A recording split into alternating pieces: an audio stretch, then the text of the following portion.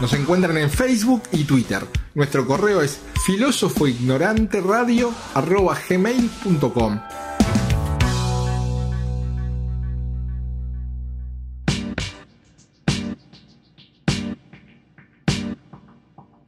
Volvemos de la tanda para continuar con este programa cuyo título es Mi amiga Hannah, la banalidad y el mal.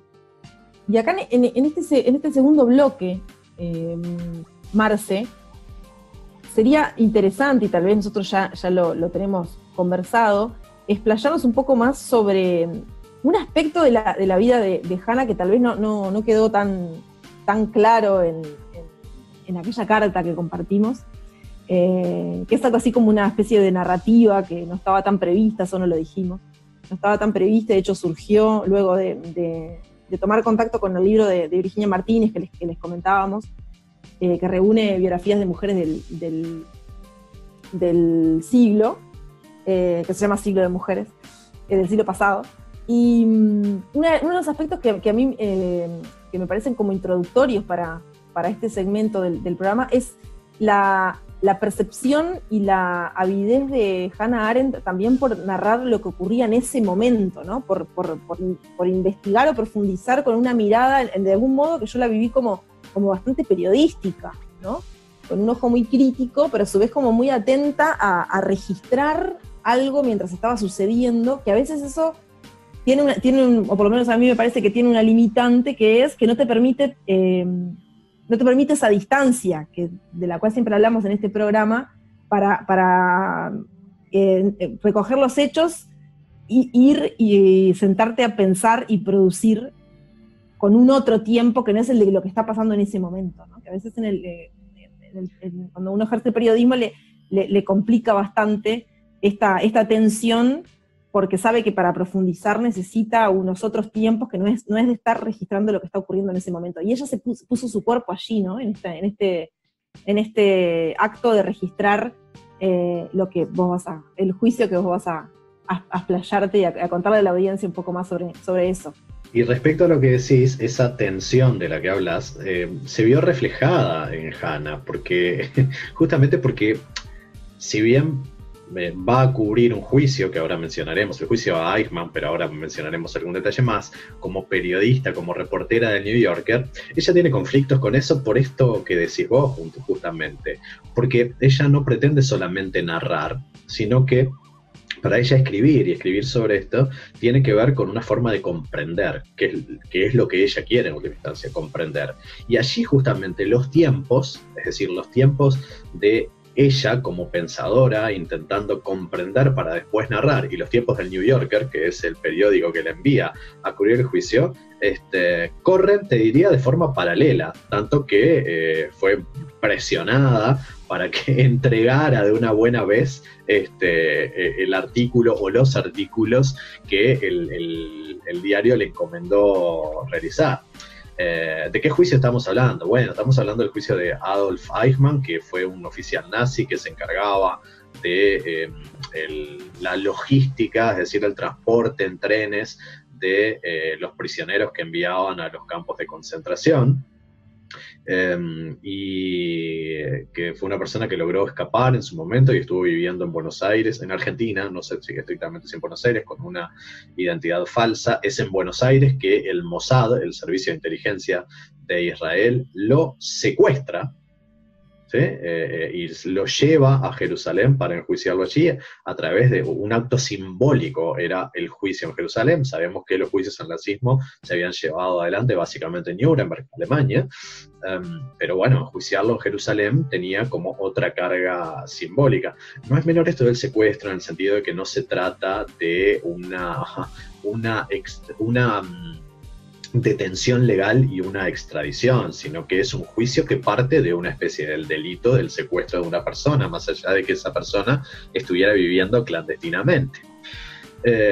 Y Arendt quiere enfrentarse, como decías vos, ¿no? Poner el cuerpo, enfrentarse a esta situación y a esos seres que no había tenido prácticamente nunca cara a cara en el juicio.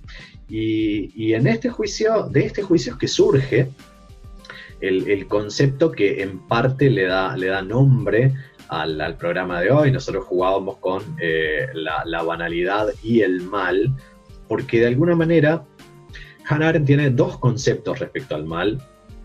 No podemos profundizar mucho por razones de tiempo en los dos, pero ella dio en Los orígenes del totalitarismo una explicación a estos fenómenos totalitarios que le llamó el mal radical, el mal de raíz que es inexplicable, porque ya no se podía explicar cómo el ser humano puede llegar a ser eso. El asunto es que cuando se enfrenta al juicio de Eichmann, cuando lo observa declarar, cuando lo escucha atentamente, cuando además remite a los documentos que maneja Eichmann, Arendt se da cuenta que ese ser no es un monstruo, como ella imaginaba a partir del mal radical. Es decir, no es un monstruo cargado de odio que a partir de eso quisiera descargar su furia contra los judíos, que en este caso, de alguna manera, eran quienes se veían afectados.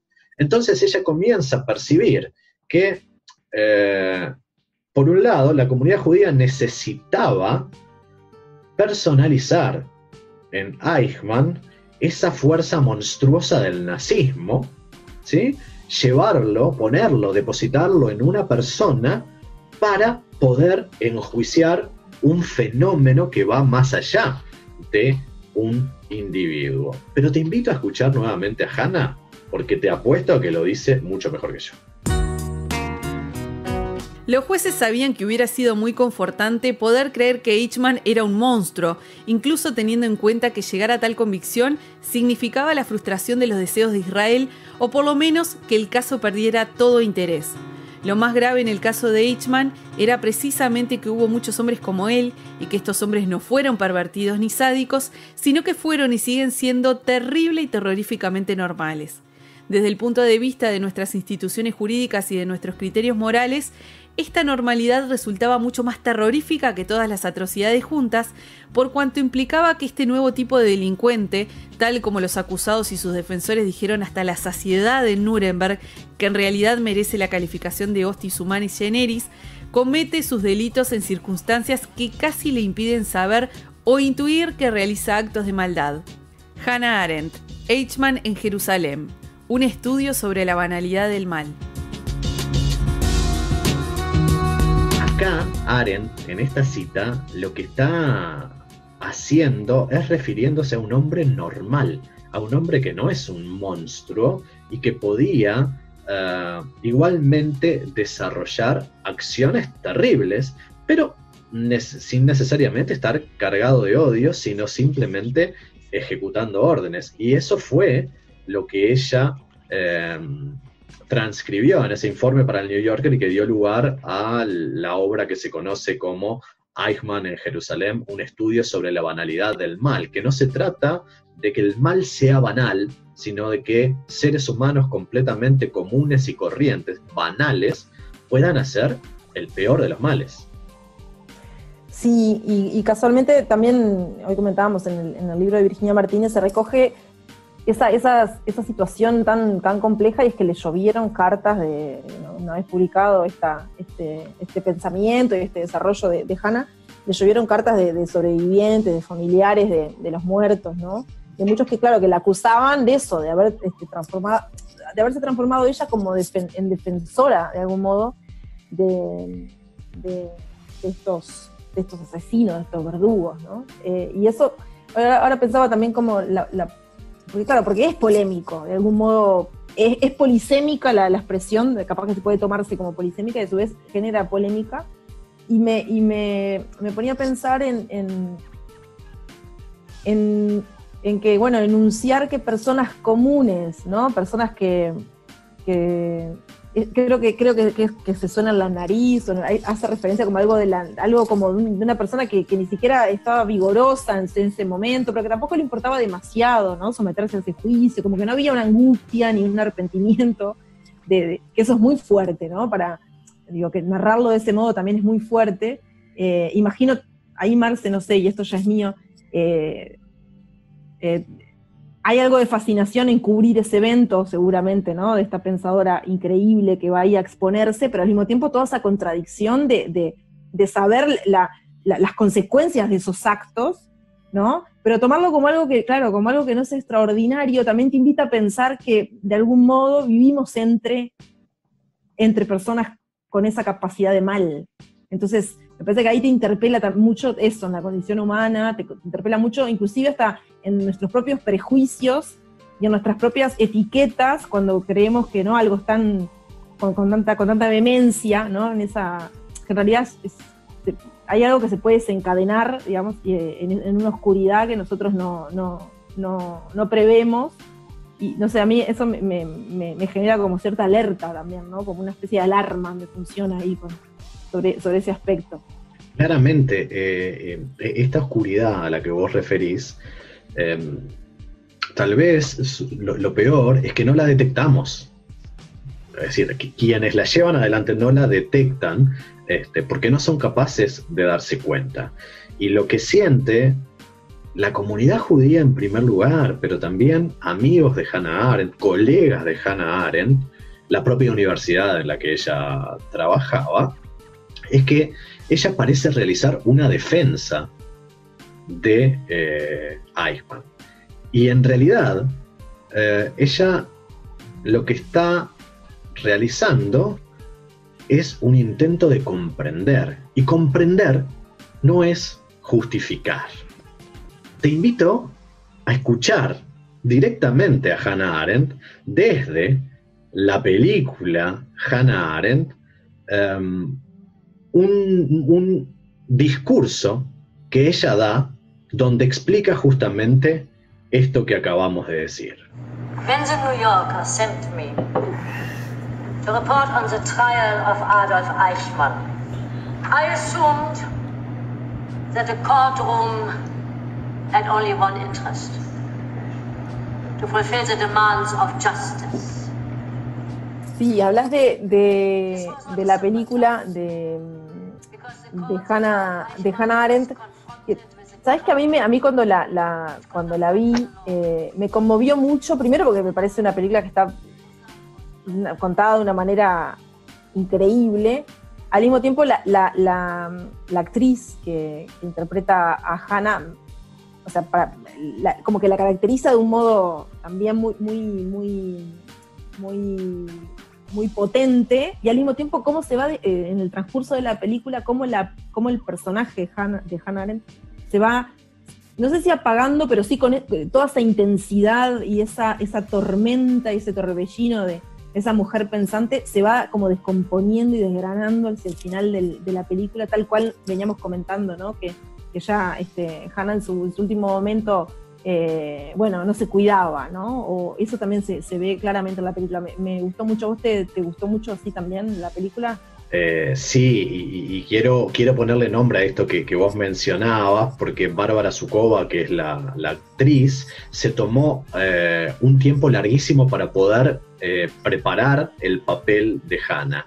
Y la directora, Margaret von Trotta, como además Bárbara Zukova tenía que cumplir con otros compromisos previamente asumidos, también esperó no sé cuánto tiempo a que fuera ella la actriz para tener ese papel. La película es sumamente recomendable, por esto que acabas de decir vos, con lo cual estoy completamente de acuerdo, es fascinante, pero que además tiene la particularidad de incluir escenas de la vida real, del juicio, que son escenas documentales, es decir, el Eichmann que nosotros vemos en esa película es Eichmann, no es un actor, que esté desempeñando ese papel, ¿sí?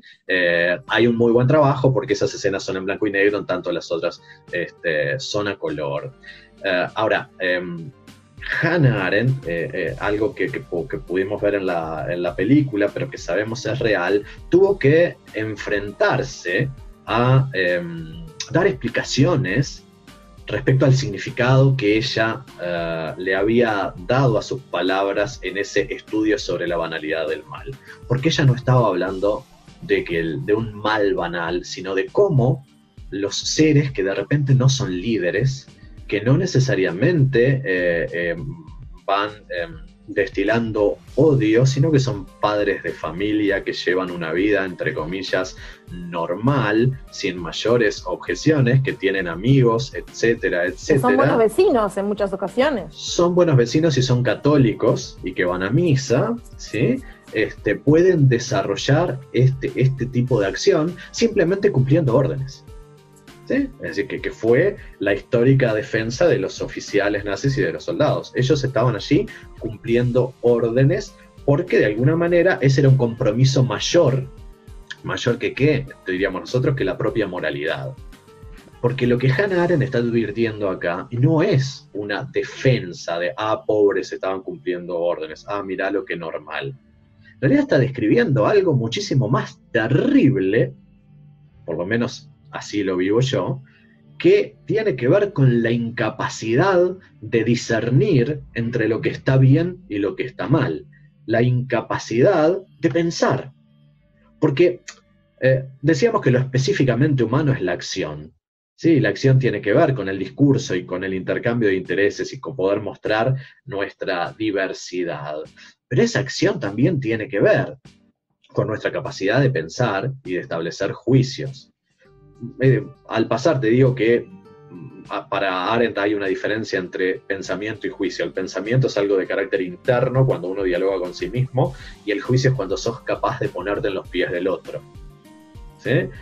Y en ese sentido, cuando el ser humano deja a un lado la capacidad de distinguir entre lo que está bien y lo que está mal, cuando deja de lado la capacidad de emitir un juicio moral, está dejando a un lado su humanidad. Y por eso esto es muchísimo más peligroso, te diría, que si pensamos en Eichmann como un monstruo. ¿Por qué es muchísimo más peligroso? Porque personas normales hay por todos lados. Claro, bueno, por eso. Claro. Monstruos hay poco, pero de personas normales está lleno. Y entonces también a uno le genera mucha perplejidad. Vos decías hoy nos da como miedo, pero nos llena de perplejidad también cuando un ministro de defensa en nuestro país, ¿sí? Se muestra a su vez preocupado porque a un soldado lo enjuician por haber asesinado cumpliendo órdenes. Como si el hecho de cumplir órdenes te exculpara de esa distinción que tenés que hacer entre matar o no matar, o en las circunstancias en que lo podrías hacer porque sos un soldado. No voy a entrar en ese tipo de disquisiciones. ¿Sí? Y de alguna manera este programa quiere reivindicar esa capacidad humana que tiene que ver con distinguir lo bello de lo horrible y lo bueno de lo malo, lo correcto de lo incorrecto, que es de alguna manera a lo que refiere el concepto de banalidad del mal, que de alguna manera es no pararse banalmente frente al mal. Levantamos entonces en ese sentido la bandera de Hannah Arendt en El filósofo ignorante. No sé si te parece, Pujol. Sí, me parece. Y sí, y por más curiosidad de ir a lugares, a registrar cosas y eso, y traer es como una celebración, digamos. Levantamos la copa por el pensamiento y por la acción de coraje también, de ir ¿no? De poner el cuerpo y estar ahí registrando cuestiones importantes y a su vez poder ver detalles, ¿no? En el intersticio, en los pedacitos, en las galletitas, poder ver cosas nuevas. Por esas cosas es que brinda el filósofo ignorante. Y en ese sentido brindamos y le vamos a dedicar una canción a Hannah Arendt, porque en esto de discernir entre lo que está bien y lo que está mal, de poder emitir el juicio moral, de poder ser persona, es decir, de no renunciar a ser persona, también se encuentra la distinción entre lo horrible de la tortura, lo horrible del secuestro, lo horrible de los asesinatos y la belleza de vivir, que es otra cosa. Así que nuestro homenaje a Hannah Arendt a través de Luis Eduardo Aute, en una versión en vivo de La Belleza, y nosotros nos estaremos escuchando el próximo martes, Pati. El próximo martes a las 21 horas en Uniradio nos volvemos a encontrar, Marce. Chao. Chao. Enemigo de la guerra y su reverso la medalla. No propuso otra batalla que librar al corazón de ponerse cuerpo a tierra bajo el paso de una historia que iba a alzar hasta la gloria el poder de la razón. Y ahora que ya no hay trincheras, el combate es la escalera, y el que trepe a lo más alto pondrá a salvo su cabeza, aunque se hunda en el asfalto. La belleza.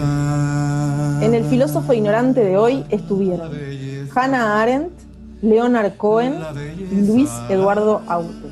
Belleza, la belleza.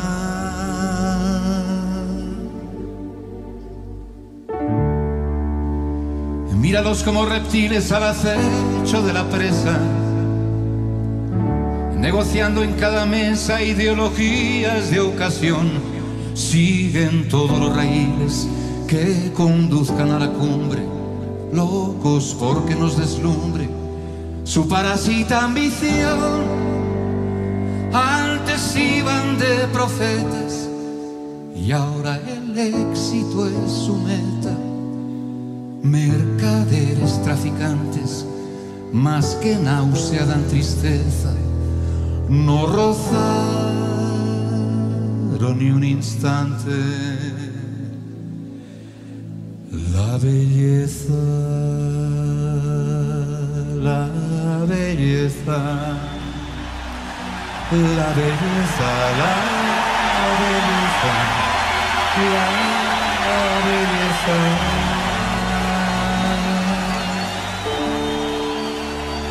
Y me hablaron de futuros fraternales solidarios,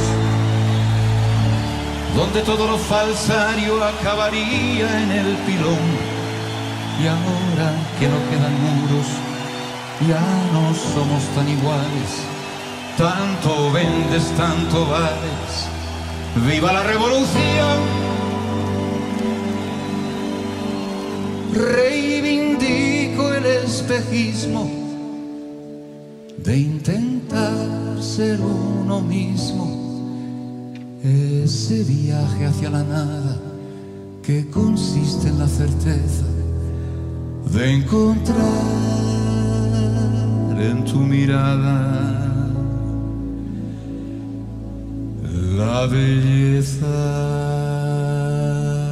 la belleza, la belleza, la belleza, la belleza.